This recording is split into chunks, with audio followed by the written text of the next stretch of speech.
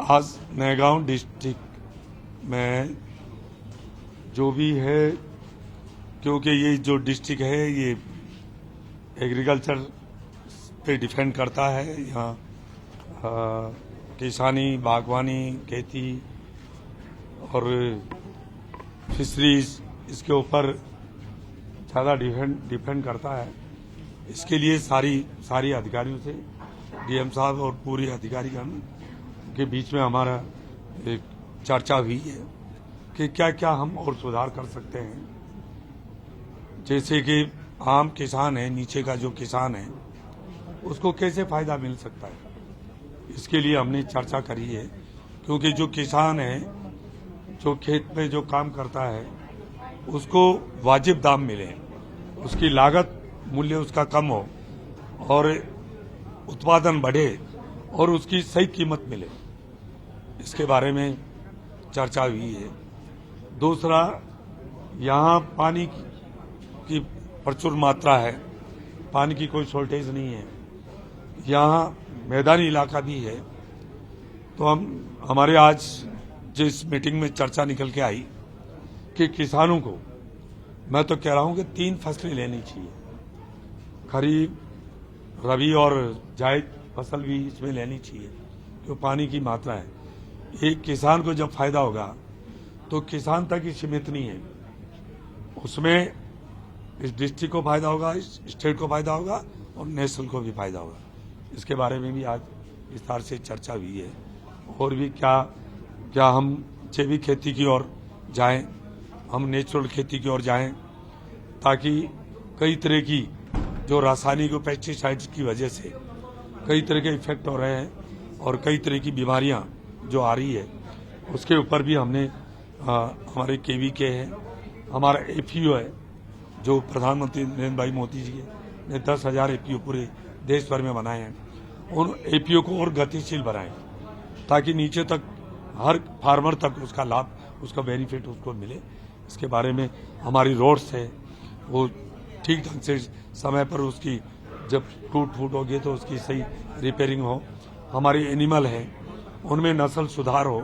हमारी सीड्स है, जो किसान की जो उनमें भी जो सीड्स में भी और उसमें भी अच्छी वेराइटी होना। हमारी दलहन और तिलहन में हम आत्मनिर्भर होना है। फल और फूलों में भी हमें और बहुत कुछ करने की जरूरत है और यह नौगांव में, यहाँ इस जिले में बहुत संभावना है। इसके बारे में विस्तार से चर्चा हुई है और क्या सेंट्रल गवर्नमेंट की हम और क्या मदद कर सकते हैं। तो कलेक्टर साहब से हमारी बात हुई है, जो भी है हम वहाँ से कोई क्या हेल्प कर सकते हैं उसके बारे में चर्चा हुई है। और मैं ये कह सकता हूँ कि ये जो आज की मीटिंग है, ये इस डिस्ट्रिक्ट के लिए और आम जन के लिए, किसान के लिए बहुत बड़ी फायदेमंद होगी। हाँ, पाम ऑयल, क्योंकि पाम ऑयल की बहुत बड़ी शॉर्टेज है, हमें आपको पता है आयात करना पड़ता है, इसलिए यहाँ बहुत बड़ी संभावना है। इसके बारे में भी आज चर्चा हुई है और हम चाहेंगे कि पाम ऑयल की खेती ज़्यादा से ज़्यादा हो, ताकि हमें हमारे जो मुद्रा विदेश में जाया जाती है वो यहीं रहे, हमारा देश आत्मनिर्भर बने और हमारा देश, जो प्रधानमंत्री मोदी जी का सपना है कि 2047 तक इस देश को विकसित राष्ट्र बनाना है, उसके लिए चाहे पाम ऑयल हो, चाहे वेजिटेबल हो, चाहे यहाँ अनाज हो, धान हो, फल और फूल हो, सबको प्रोडक्शन बढ़ाने के लिए और क्या बेहतर कर सकते हैं, इसके बारे में विस्तार से चर्चा की। देखिए, जब भी किसान की फसल खराबा होगी तो अब भारत सरकार कृषि मंत्रालय इसके लिए किसान को एक ऐप बना दिया है। वो खुद अपनी खेती की फोटो, फसल की फोटो खींच के जो नुकसान हो गया उसके वो ऊपर भेज सकता है, उसको मान्यता मिल गई है। और स्टेट गवर्नमेंट और सेंट्रल गवर्नमेंट मिलकर यदि इस तरह का कोई आपदा आएगी, किसानों को कोई नुकसान होगा, तो उसकी भरपाई करेंगे।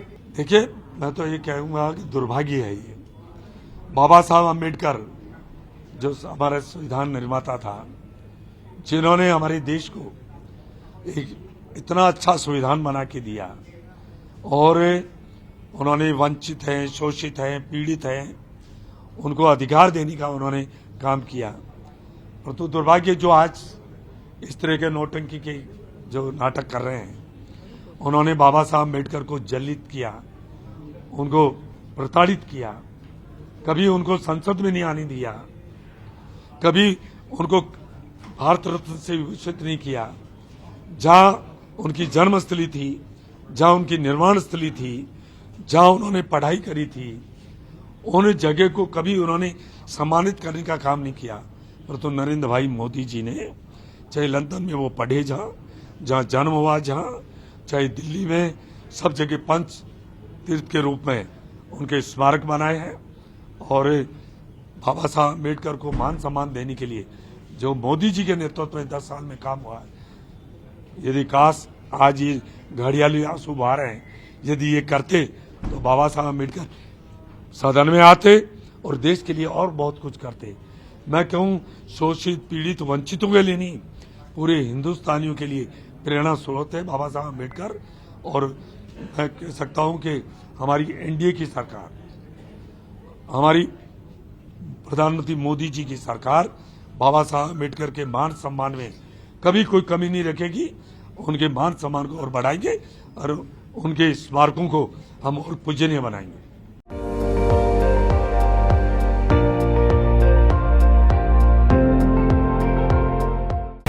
আপুনি চাই আছে ND24 সৰ্বশ্ৰেষ্ঠ নহয় সৰ্বোত্তমৰ দৌৰত।